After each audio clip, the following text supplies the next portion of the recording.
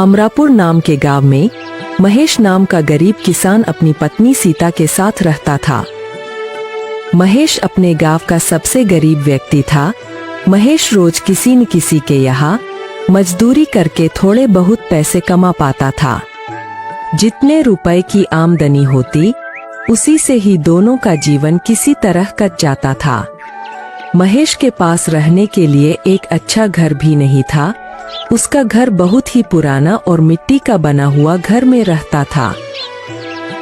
महेश के पास इतने पैसे भी नहीं थे जिससे वह घर की मरम्मत करवा सकता था, इसलिए कभी कभी महेश खुद ही घर की मरम्मत किया करता था और खाने के लिए 2 वक्त की रोटी भी बहुत मुश्किल से जुटा पाता था। गरीबी होने के कारण सारे गांव वाले उन दोनों की पहनावा देखकर कोई भी इज्जत नहीं करते थे। जिस नदी से सभी गांव वाले पानी लेते थे, अगर उस नदी से पानी लेने महेश या महेश की पत्नी सीता पानी लेने जाते तो सभी गांव वाले उन्हें भगा देते थे। अरे कलमुही, तू फिर आ गई पानी लेने। गलती से भी अपना मटके में पानी भरने की कोशिश मत करना। रुक, हमें पहले अपना मटका भरने दे, फिर हमें यहाँ से जाने के बाद तुम अपना मटका भरना, समझी ना? सीता चुपचाप सारी बातें सुनती है और किसी को कुछ नहीं कहती है। सारी औरतों के चले जाने के बाद सीता उदास मन से मटके में पानी भरती है।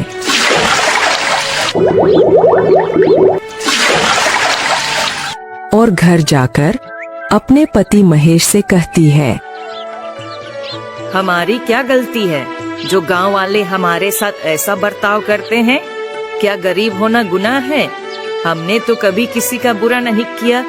अरे सीता, तुम चिंता क्यों करती हो? मैं हूँ ना। तुम देखना, एक दिन यही गांव वाले हमसे मिलने के लिए तरसेंगे।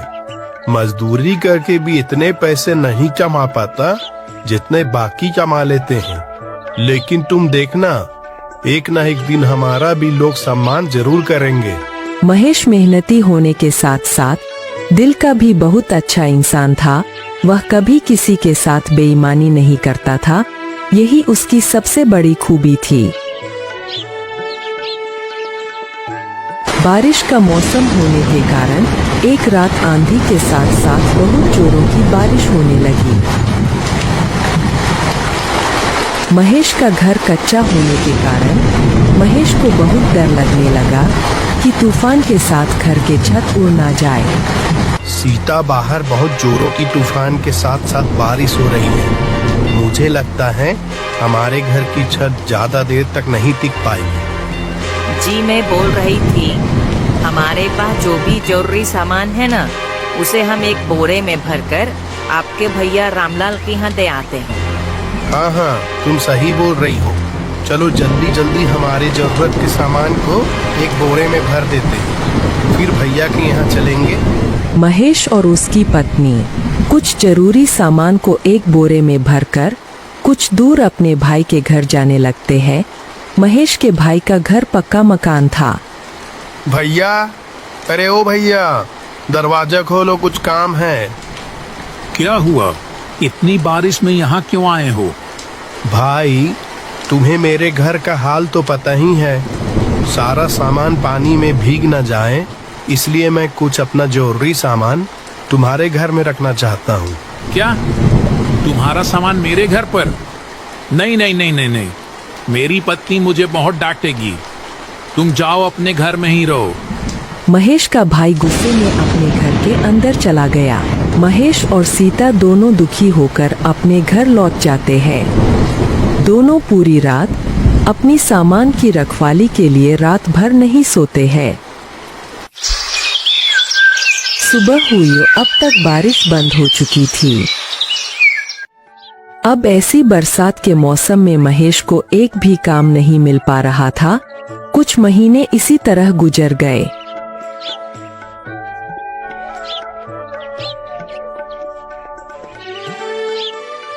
एक बार महेश के गांव में कुछ अमीर व्यक्तियों ने एक सप्ताह गांव में मेला लगवाया।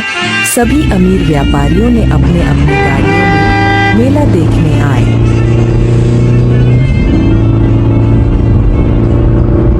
तभी एक व्यापारी अपनी गाड़ी से गांव में आ जाता है।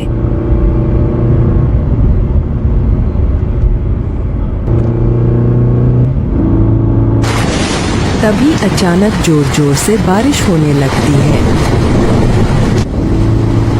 रास्ता गीला होने के कारण उस व्यापारी की गाड़ी कीचड़ में फंस जाती है। उसने उस गाड़ी को निकालने की बहुत कोशिश की, पर वह बहुत कोशिश करने के बाद भी व्यापारी की गाड़ी कीचड़ से नहीं निकल रही थी। साथ ही साथ बारिश भी बहुत तेज हो रही थी। अरे धत तेरी की, अभी ही मेरी गाड़ी को फंसना था क्या? ऊपर से इतनी जोरों की बारिश हो रही है। तभी वहाँ से कुछ गांव वाले गुजर रहे थे। व्यापारी ने उनसे मदद मांगी। अरे भाइयों भाइयों, सुनो सुनो सुनो, मेरी गाड़ी कीचड़ में फंस गई है। क्या आप मेरी गाड़ी को निकालने में मदद करोगे प्लीज? नहीं नहीं नहीं नहीं नहीं, बारिश बहुत तेज हो रही है। इतनी बारिश में हम क्या मदद करेंगे भाई? नहीं नहीं नहीं, हमसे तो नहीं होगा। तुम किसी और को देख लो, हम लोग चलते हैं। ऐसा कहकर वे दोनों वहाँ से चले जाते हैं। लगातार बारिश हो रही थी। व्यापारी सभी को आवाज लगाकर बुला रहा था। भाइयों मेरी मदद करो, मेरी मदद करो। अरे भाई, कोई है क्या आसपास? मेरी गाड़ी कीचड़ में फंस गई है, इसे निकालने में मेरी मदद करो। भाइयों मेरी मदद करो। लेकिन सभी गांव वाले उसकी मदद करने से इनकार कर रहे थे। तभी महेश सभी जगह से काम की तलाश कर निराश होकर उसी रास्ते से घर लौट रहा था। तभी उसने देखा कि एक व्यापारी की गाड़ी कीचड़ में फंसी हुई है और व्यापारी मदद के लिए लोगों को आवाज लगा रहा है। उसे देखकर महेश गाड़ी के पास आया। साहब, क्या मैं आपकी गाड़ी निकालने में कुछ मदद कर सकता हूँ क्या? हाँ हाँ बिल्कुल भाई, बिल्कुल बिल्कुल। मैं तो तभी से लोगों को मदद के लिए आवाज दे रहा हूँ, कोई मदद करने को तैयार ही नहीं है। ऊपर से ये भारी बारिश ने दिमाग खराब कर रखा है। अच्छा, मैं गाड़ी के अंदर बैठकर गाड़ी को आगे बढ़ाने का प्रयास करता हूँ, तुम गाड़ी को पीछे से धक्का देने की कोशिश करो। साहब, इसके पहिए कीचड़ में अंदर तक धंस गए हैं। मैं पीछे से धक्का देता हूँ, आप गाड़ी को निकालने की कोशिश करें। थोड़ी मशक्कत के बाद गाड़ी कीचड़ से बाहर निकल गई। गाड़ी थोड़ी आगे तक गई। महेश गाड़ी को देख रहा था। तभी अचानक से गाड़ी रुक जाती है और गाड़ी से व्यापारी उतरकर महेश के पास जाता है। हेलो भाई, तुम कौन हो? मेरा नाम हरिदास है, मैं शहर में व्यापार करता हूँ। महेश उस व्यापारी को देखकर घबरा जाता है। जी, मेरा नाम महेश है। मैं कई सालों से इसी गांव में रह रहा हूँ। अच्छा, वैसे तुम बहुत अच्छे इंसान लगते हो। पिछले 1 घंटे से मैं यहीं फंसा हुआ था। किसी ने मेरी मदद नहीं की, सिर्फ तुमने मेरी मदद की। अब जाकर मेरी गाड़ी इस कीचड़ से निकल पाई है। मैं यहाँ मेला देखने आया था। जी कोई बात नहीं, दूसरों की मदद करना तो हमारा फर्ज है। अब बारिश भी रुक चुकी थी। अच्छा साहब, अब मैं चलता हूँ। रुको महेश, मुझे अपने घर नहीं ले जाओगे क्या? नहीं साहब, मुझ जैसे गरीब के घर जाकर आप क्या करोगे? मेरा घर मिट्टी का बना हुआ पुराना टूटा फूटा घर है। आपको मेरे घर जाके कुछ नहीं मिलेगा। आप मेला देखने जाइए, मैं घर जाता हूँ। अब तो मैं एक बार तुम्हारे घर चलकर ही रहूंगा। जी, अब आप इतना कह रहे हैं तो चलिए। व्यापारी महेश को अपनी गाड़ी में बैठा लेता है। महेश पीछे बैठकर व्यापारी को अपने घर का रास्ता बताता है। कुछ देर बाद दोनों घर पहुंच जाते हैं।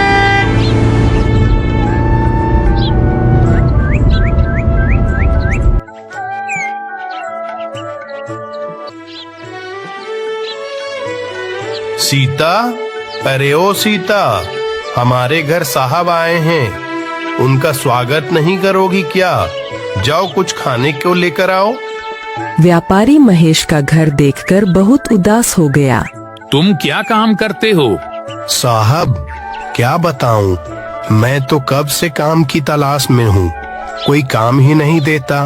बस इधर उधर से घूमकर मजदूरी का काम कर लेता हूँ। बारिश की वजह से वो भी बंद है। तब तक महेश की पत्नी एक प्लेट में एक गुड़ का टुकड़ा लेकर आई। और बोली, साहब, हमारे घर में यही बच्चा है, कृपया इसे ही खा लें। हाँ हाँ, क्यों नहीं। महेश, तुम्हें कोई काम नहीं मिल रहा है ना? अगर तुम चाहो तो मैं तुम्हें काम दे सकता हूँ। साहब, क्या सच में? क्या आप मुझे सच में काम देंगे? शहर में मेरे पास बहुत से काम होते हैं। सोच रहा था कि कोई ऐसे व्यक्ति को अपने साथ काम में रख लूं जो मेहनती और ईमानदार दोनों हों। तुम्हें देखकर मुझे ऐसा ही लगता है कि तुम में ये दोनों गुण हैं। साहब, कैसा काम करना होगा? कहाँ काम करना होगा? आप ये सब मुझे बता दीजिए। मैं आपके साथ काम करने के लिए तैयार हूँ। कोई जरूरत नहीं है इस घर में रहने की, और मैं तुम्हें कुछ दिनों बाद लेने आऊंगा। तुम मेरे साथ शहर में काम करोगे और वहीं रहोगे। मैं तुम्हें नया घर दिलवा दूंगा। यह सुनकर महेश और उसकी पत्नी बहुत खुश हुए। महेश ने गांव में घूम घूम कर इस खुशी को पूरे गांव में बताया, पर गांव वालों को उसकी बातों पर विश्वास नहीं हो रहा था। कुछ दिन बाद व्यापारी अपनी गाड़ी से महेश के घर आया। महेश, सारा सामान तैयार है ना? चलो चलते हैं। महेश और उसकी पत्नी सीता पूरा सामान लेकर व्यापारी के गाड़ी में बैठ गए। सभी गांव वालों का ध्यान उन्हीं पर था, यहाँ तक कि महेश का भाई भी उन्हें देख रहा था। गाड़ी चल पड़ी। व्यापारी महेश और उसकी पत्नी सीता को शहर लेकर आ गया। उसके बाद उन दोनों को रहने के लिए एक अच्छा सा घर दे दिया। महेश सारे काम अच्छे से समझ गया था।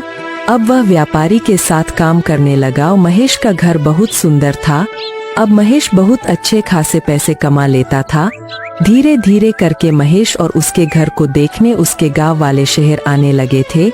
जिस भाई ने महेश का सामान को रखने से मना कर दिया था, अब वह महेश को भाई भाई कहता नहीं थकता था। महेश ने ईमानदारी और मेहनत के बल पर सब कुछ पा लिया।